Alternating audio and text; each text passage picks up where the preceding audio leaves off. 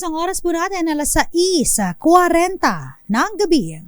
Eto na ang mag-partner na mas paliliwanagan tayo pagdating sa batas.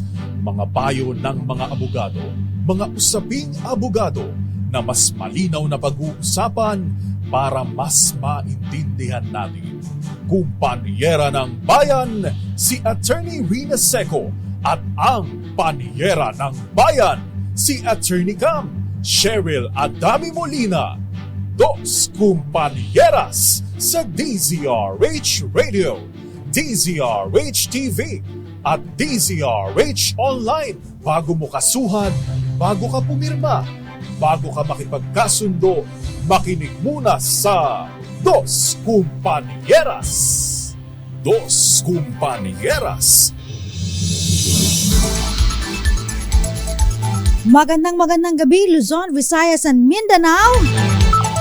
Welcome po sa programang Dos Kumpanieras. Kami po ang inyong nakakasama. Ako po si Attorney Cam. Ako naman po, Attorney Rina Seco. Una sa Pilipinas, una sa Pilipino. Medyo maganda na ang panahon ngayon dito po sa Metro Manila, Panyera. Kumusta po ang inyong mga bahay? Kumusta ang inyong pamilya? Sana po ay ligtas kayo, no? Masaklap yung nangyari sa marami nating mga kababayan, Attorney Cam, no? Pero ang importante po, ligtas tayo at ligtas ang ating mga kababayan. Pero nakikiramay po kami doon sa mga nawalan ng pamilya or kapamilya dahil sa kay Karina. Ayan. Hindi po grabe po yung yung baha na dinulot dito, especially sa Metro Manila.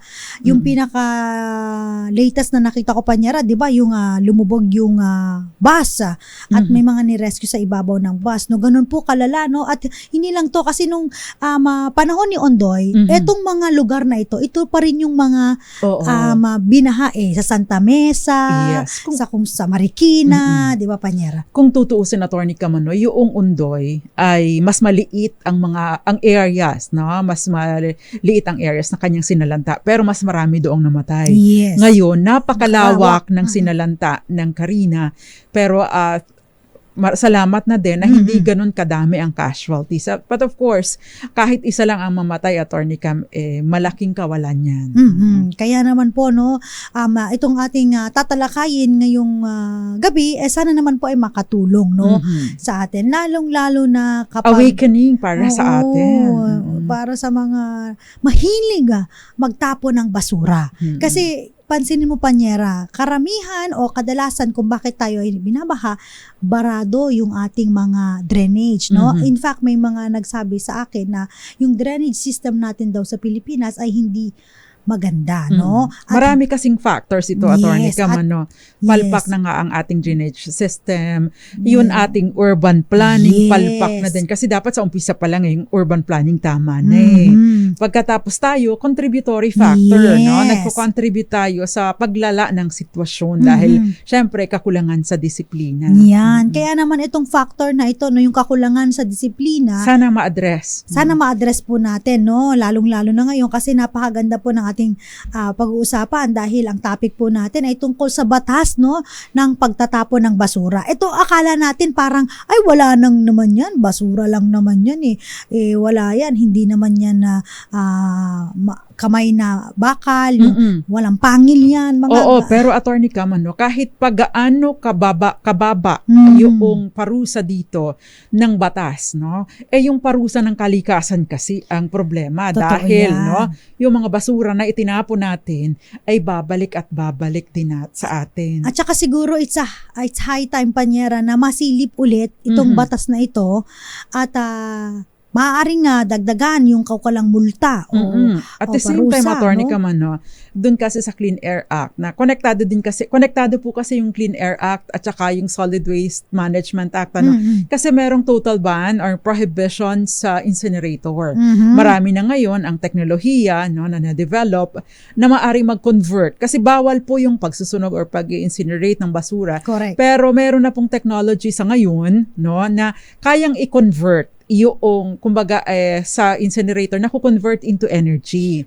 So baka naman yun ay maari nating gamitin para din makatulong sa atin. Of course, ito naman ay mga pinag-aralan na ng ating mga scientists. Yan. Kaya pansinin mo, Panyera, di ba, kapag ikaw ay magbabiyahe at ikaw ay mag-skyway, lalo na sa Skyway 3, Panyera, ang pollution sa smog ang paligid. tawag. Grabe, napakalala.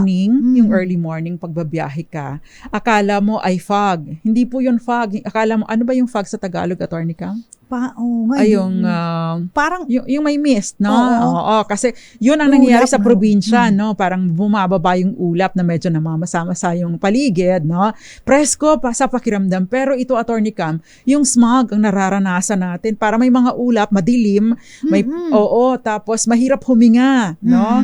Ayan, parang kagaya ng karatig na lalawigan, karatig na bansa ng China. Kasi kapag umuusok, nagluluto na naman ng China, pero yun daw po ay smog, yun daw po ay pollution. Correct. Ayan, kaya po, dapat talaga, bigyan pansin na ito, no? Ang nakakalungkot lang, Attorney Cam, ito rin yung obserbasyon ko sa napakalimitadong pagkakataon na diniscuss natin ang tungkol sa environment, nawawalan tayo ng listeners. Which is sad. Kasi tayo pong lahat ay apektado dito. At ang nakakalungkot, isa pa, pumunta ka sa ibang bansa, napakadisiplinado po natin. Totoo yan. Bakit hindi natin kayang, pasensya na nagiging nagger po kami ngayon o pala sermon. Kasi pero po ito. realidad po ito ng buhay na bakit pag nasa ibang bansa, tayo ay napakadisiplinado. Pero bakit hindi po natin kayang gawin dito sa bansa natin? Diba? Samantalang mas malamang or mas malaki, no, sa ating oras or mas mahabang panahon ang iginugugol natin or ini-stay natin dito sa Pilipinas. And therefore, yung kakulangan natin ng disiplina sa atin at sa atin din babalik. Yeah. Example na lang po, Singapore. Hamog pala. Hamog, thank you. Ayan, Singapore. Kapag pumunta kayo ng Singapore, tinatawag daw po sila, no, kapag ikaw ay nasa tour guide, no, sinasabi nila, Singapore is a fine city. Sabi nila, bakit daw fine city? Dalawa daw yan. Fine city kasi napakaganda ng kanilang lugar, napakalinis. At fine city kasi pag ikaw ay nagkalat, maraming malaki. Fine. Malaki ang fine. Kaya fine city. So sa atin kasi, no, pag titignan natin, susuriin natin mamaya yung batas natin, medyo hindi kalakihan ang multa. Imagine mo, liit ng multa. So kailangan mabisita ito ng ating mga mambabatas, no? Baka it's high time na kailangan natin na dagdagan yung parusa para naman pilitan yung mga kababayan natin maging disiplinado. Tsaka i-implement talaga, Attorney Cam. Ang tagal na yan, di ba? Yung segregation. Yan, segregation. Yung pagsusunog ng basura, pagtatapon kung saan-saan. No? Diba? Bakit hindi natin, yun nga sabi ni Panyera, bakit hindi natin magawa dito? Pagdating sa ibang bansa, takot tayo magtapon ng basura. Takot kailangan nasa tamang basurahan. Pero pag sa Pilipinas, grabe, nasa may jeep ka na lang, magtatapon ka, yung candy mo na lang, itatapon mo sa labas. Diba? Gusto ko nga magdala ng buntot page sa daan. Gusto ko magdala ng baseball bat sa daan. Alam mo bakit? Ang dami mong makakasabay. No? Tapos nagtatapon, bubukas ng bintana, nagtatapon ng basura. Alam mo yun? Gusto kong pwede ba? Umayos ka. Diba? Bayolente na pala. No? Pero sa totoo lang, di ba, nakakalungkot, Attorney Cam. Yung iba kumakain ng lansones o malapit na naman ang panahon ng lansones. Ang gagawin, kakain sa jeep, tatapon sa kung saan. Pwede po ba? No? Pagkatapos, tayo rin naman talaga ang apektado, especially yung mga commuters. Di ba? Meron pa, Panyera, no? Sinasadya na barahan yung mga estero natin, di ba? So, paano ba? Bakit po tayo hindi sumunod sa tamang Take note po ha. Isa rin na dapat na tingnan natin yung paglilimit ng basura. Bakit kanyo? Kasi kahit po itapon natin sa tamang lugar, kapag itinapon naman, kinolekta sa atin ng LGU, saan po ba nila tinatambak yan? Diba? Bagaman at nadalan niya sa landfill. Actually, bawal nga yun sa kung saang lugar. Pagka bumaha, balik ulit sa dagat, tatanggalin ulit natin sa Manila Bay. Pagkatapos, itatambak na natin kung saan kumbaga lang to relocation of basuran lang ito. Kaya nga po, napakahalaga din na tayo, hindi lang tayo disiplinado din tayo sa paggamit ng mga kung ano man ng bagay. Maganda rin merong isang batas na naipatupad kamakailan in 2022. Ito yung tinatawag na for a while medyo nawala sa ano ko. Ito yung tinatawag na Extended Producer Responsibility Act na dinidiscourage yung single use of plastics, no? Yung mga sachets, 'di ba? Dahil ngayon lang na naman ang afford natin, sachet, di mas maraming basura. Ayan, merong responsibilidad po ang mga producers, no? Na ilimit ang mga ganito. Ayan. In fact, believe din tayo sa mga ordinansa na ginagawa ng mga local government units kapag halimbawa yung bawal na yung mga plastic kapag pupunta ng mga groceries, 'di ba? So more on karton sila at saka yung mga paper bag or yung mga pinakamaganda eco bag. Magdala po tayo ng mga reusable. Maganda yung mga katsa di ba?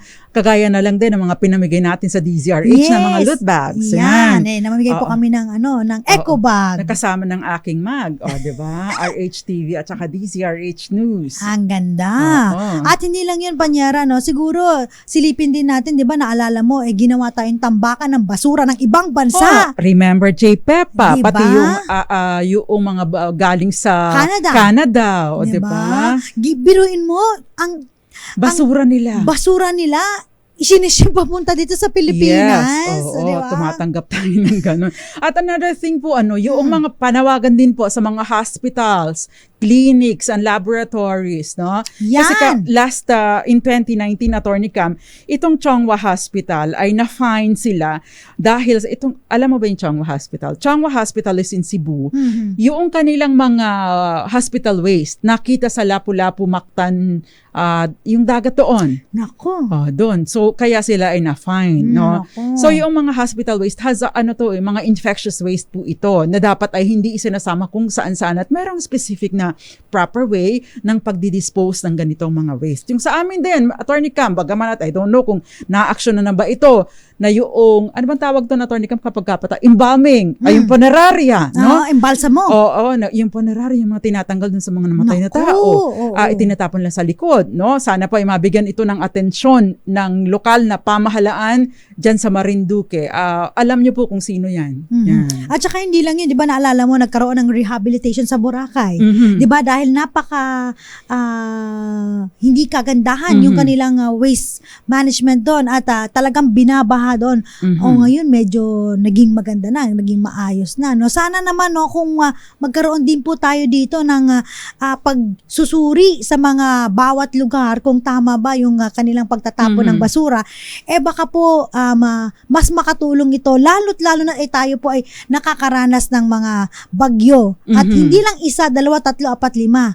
Tayo nauubos natin yung letter A to Z na bagyo kapag nagpapangalan tayo, Panyera, di ba? Sabi ni Gail, dito sa bahay pa lang, nagka-segregate na ang plastic sa mga hindi nabubulok. Actually, meron sa ilalim po ng Solid Waste Management Act, meron pong classification, no? Ang mga basura. At yung basura po na yan, ay meron tayong tinatawag na segregation at source, no? Kina-classify po yan according to pwedeng i-compost, pwedeng recyclable, yung hazardous o kaya ay ano pa ba. Maraming iba pa yung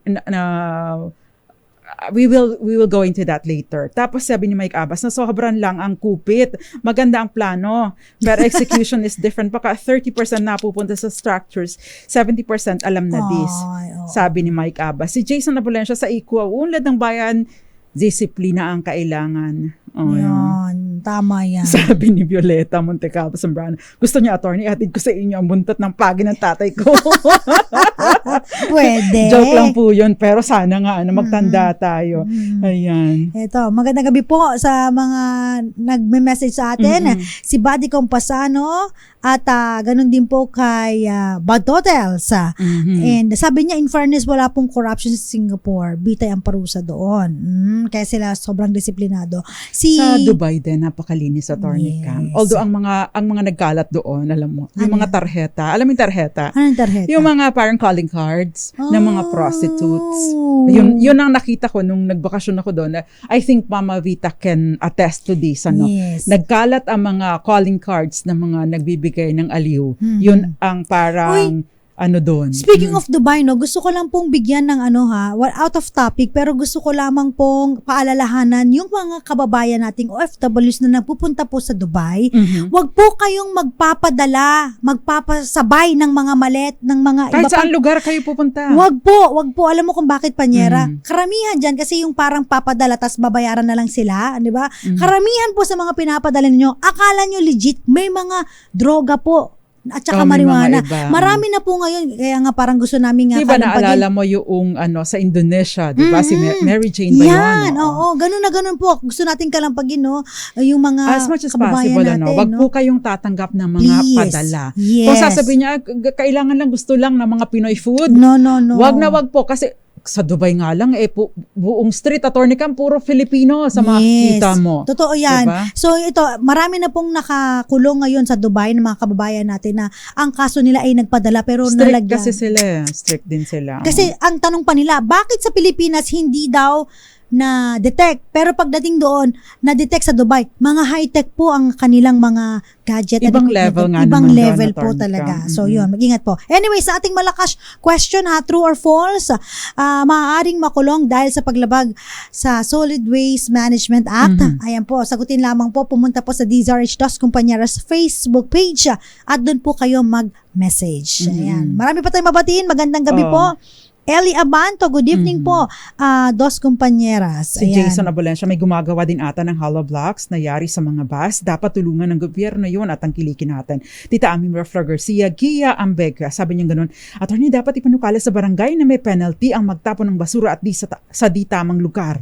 Si Chara Abraham, magandang gabi. El Enriquez, Jason Abulensya, at maraming iba pa. Tita Ami Merfla Garcia, magandang gabi sa iyo. At Ray Mendoza, Buddy Camposano, at maraming iba pa. Ayan, babatiin pa po namin yung mga iba pa sa pagbabalik po ng Dos Compañeras. Kasama pa rin po ang mga panyera ng bayan. Ako po si Attorney Cam. Ako naman po, Attorney Rina Seco. At kami po ang Dos Compañeras. Dos Compañeras. Dos Compañeras.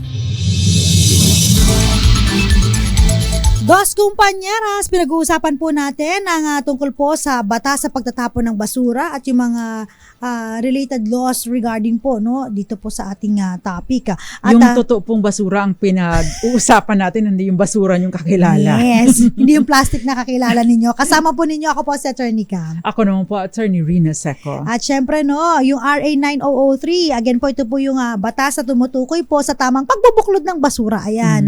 Kasi Segregate, iba-iba at Kasi tamang disposal. gusto natin na maging responsable ang ating mga citizen, lalong-lalo na sa pagtatapon ng basura, para ang epekto naman nito ay sa magandang kapaligiran at saka of course para sa magandang kalusugan ng bawat isa. Yan.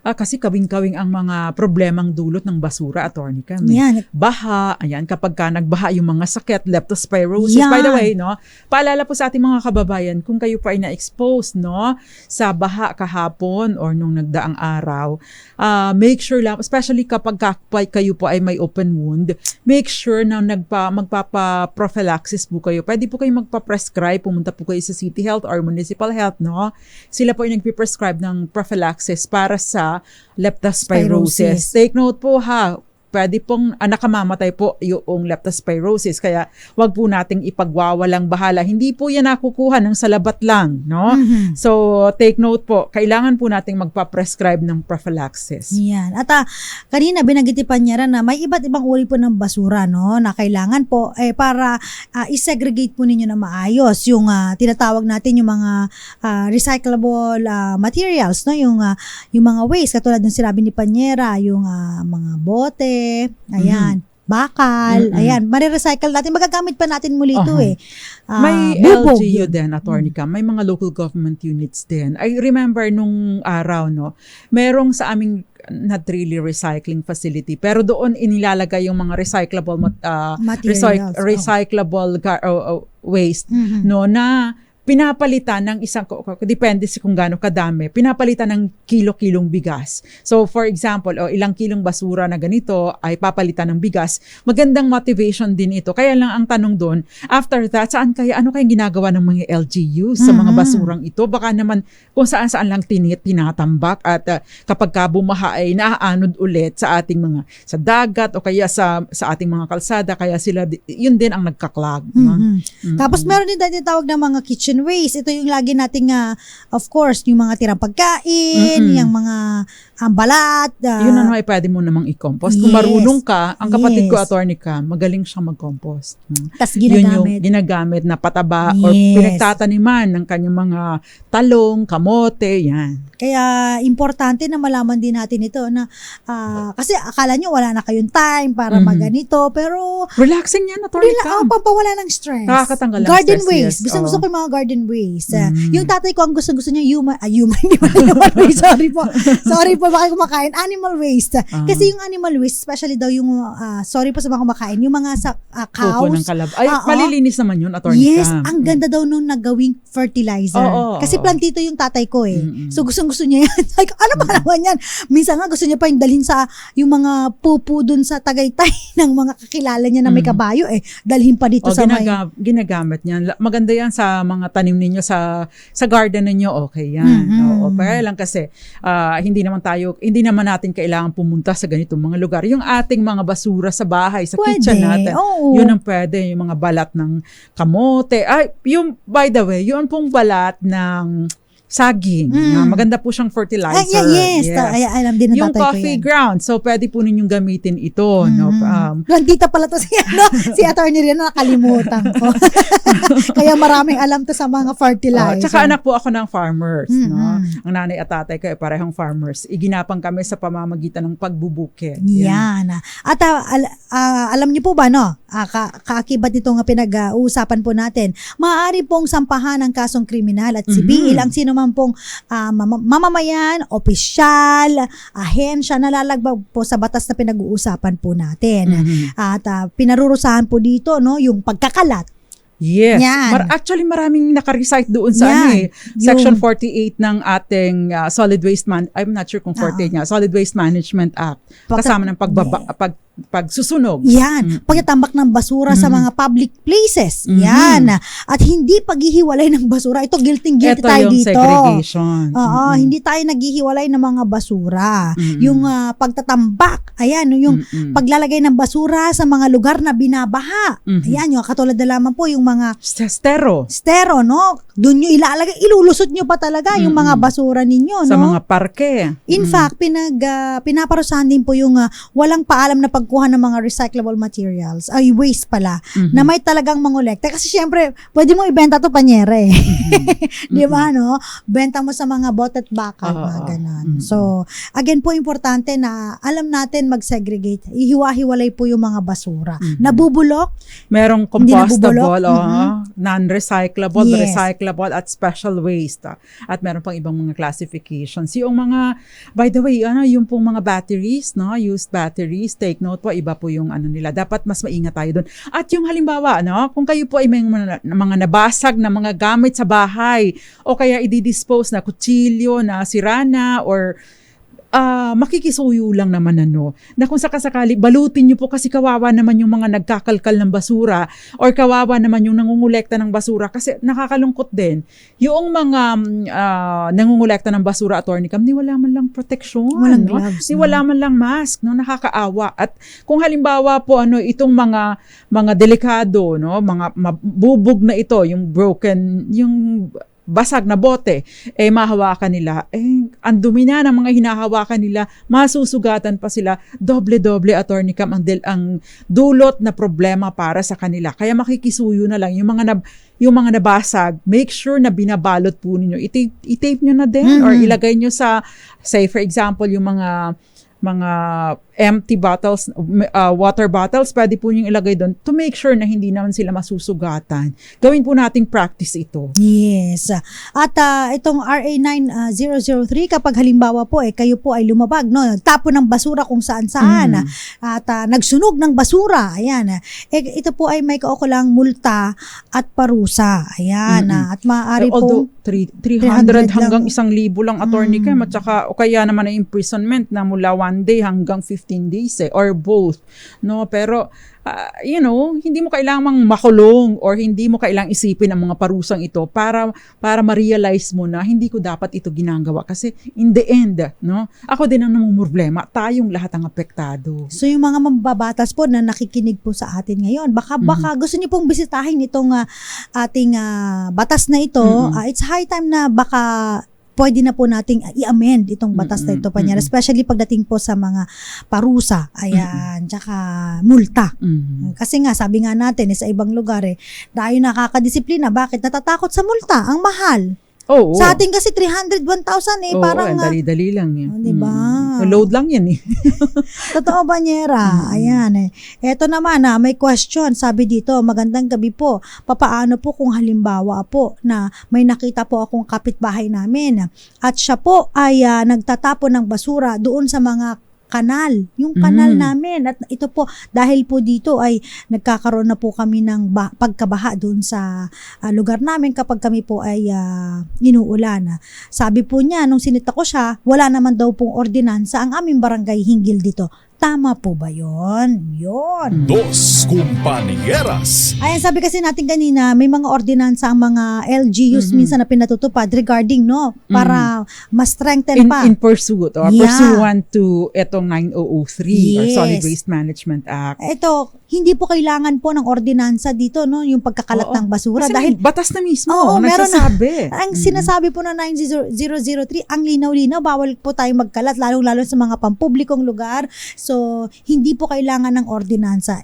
Again, yung ordinansa, meron pong mga kaakibat na pinapalakas pa ang mga local government units pagdating po sa pag-i-implement ng batas na ito. Yung mga hindi po nakaspecify dito, pwede pa rin yun. susugan ng mga LGUs. Yes. So, by the way, kung ganyan po, pwede po kayong magreklamo dahil sila po ang nag-i-implement nito. May tinatawag tayong devolution of powers, no? Devolved or ibinaba. Kumbaga, ikinalat na ang kapangyarihan sa ilalim nitong Solid Waste Management Act. So, ang responsibilidad po, primary responsibility to implement the provisions of the Solid Waste Management Act, including the Clean Air Act, ay ang ating mga barangay. So, pwede po kayong mag-report doon sa barangay. Kung ang barangay po, no, ay hindi aaksyon, maaari po kayong magsumbong sa city or municipal council. By the way, maraming mga pagkakataon, kasi kami, Attorney Cam, ang bahay namin, ang likod ng bahay namin ay taniman ng palay. Palayan, no? Marami dyan sa norte, pati sa south, na meron pang natitirang mga palayan, no? May season na sinusunog nila yung mga dayami. Alam mo yung dayami? Yan, mga to yung dahon, no? Ipinagbabawal po ito ng batas at maari po itong, especially kapag malapit sa residential area, maaring makaapekto lalo na sa mga bata, may mga problema sa paghinga, no?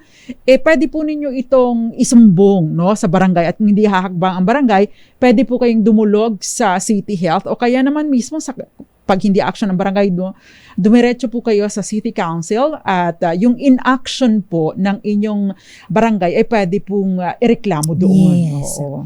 Sa mga nagtatanong kung ano po ba yung mga ahensya na kasama rin po sa pagpapatupad ng batas nito, of course, nandiyan po ang National Solid Waste Management Commission.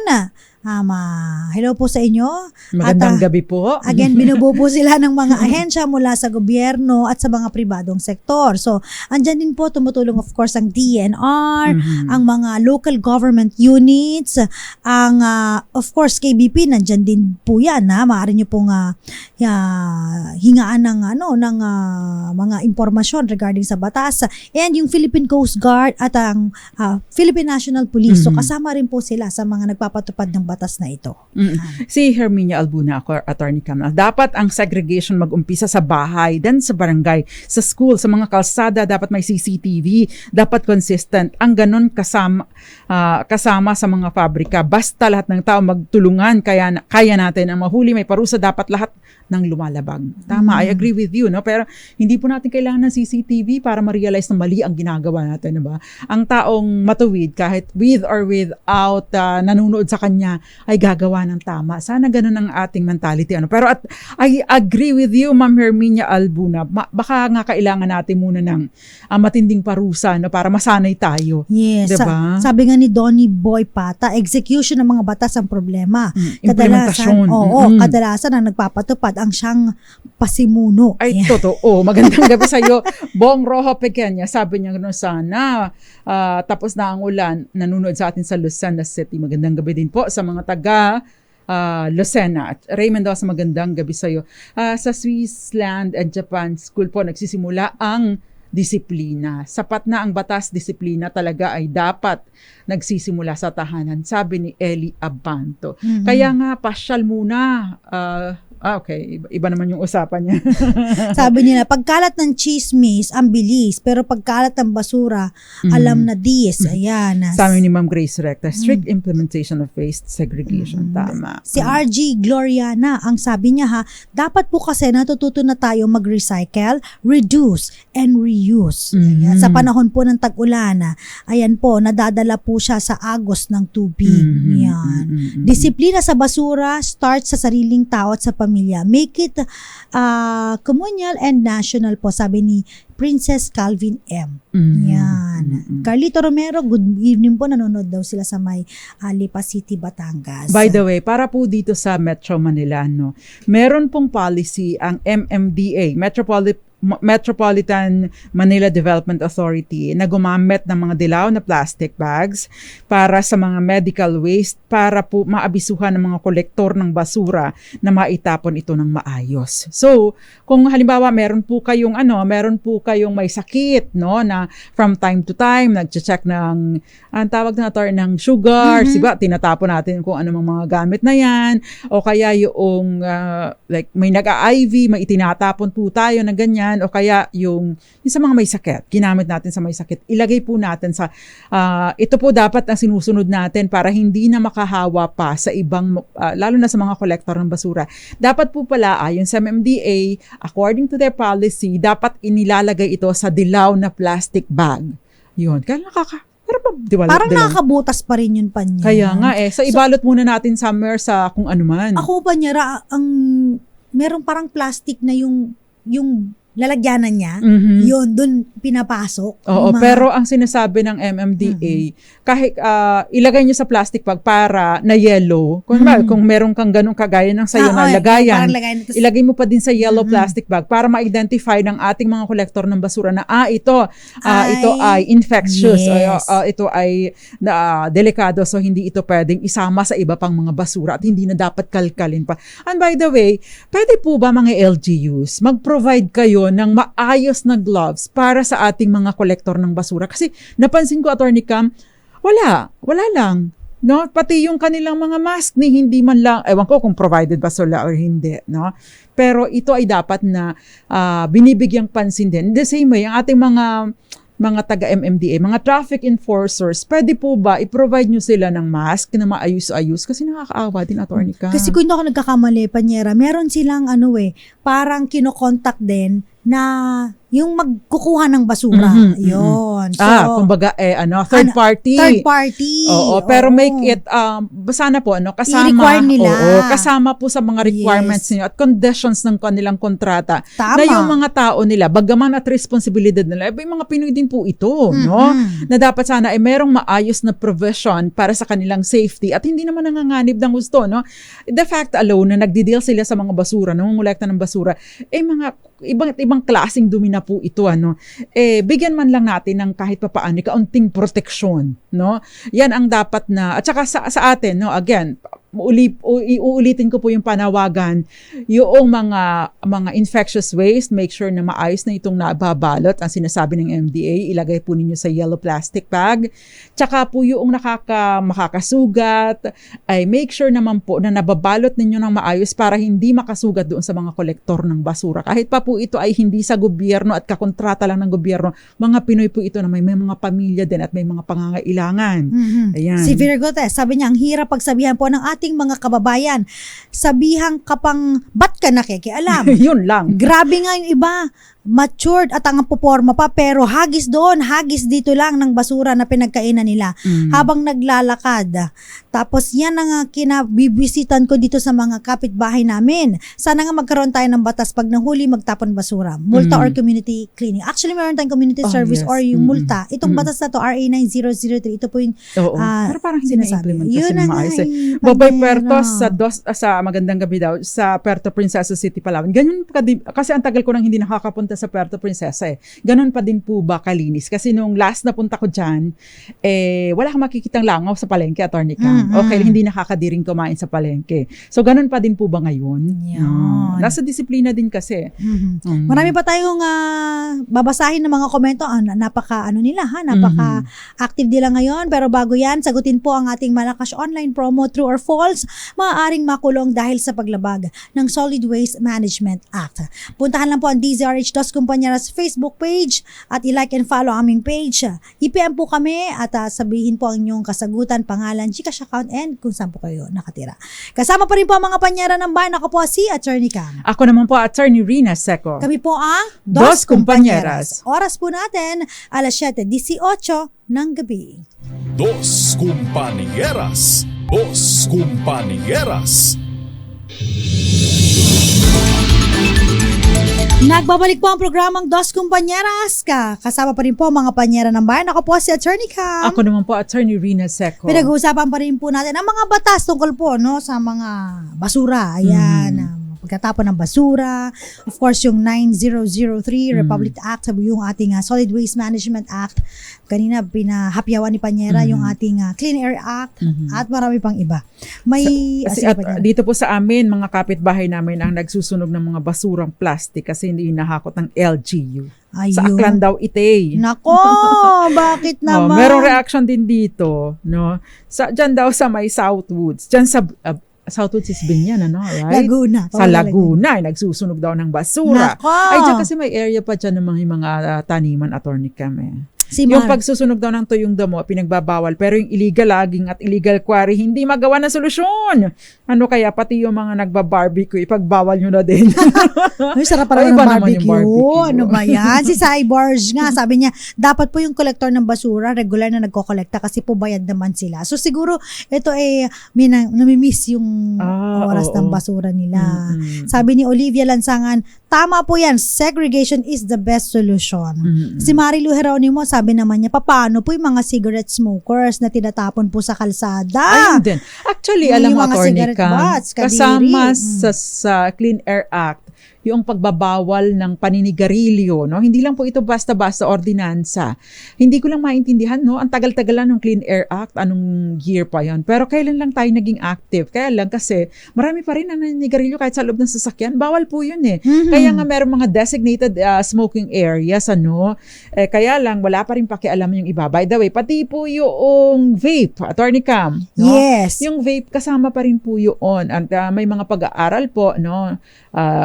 Buhay nyo naman yan. So, kayo makakapagsabi kung gusto nyo ilagay sa alanganin. Basta, yung vape po, kasama din, tawag doon, matindi rin po yung epekto nito sa ating masamang epekto nito sa ating kalusugan kasi oil-based, 'di ba, Attorney Cam, yung vape, no? Yes. So dumidikit sa baga, So delikado din Magandang po siya. gabi, Eds Maglakas, Zoraida Falurina, sabi ni si Mirna de la Cruz, nako, yung kapitbahay namin, pagkawalis diretso tapon sa, doon, Attorney Cam, sa kanal.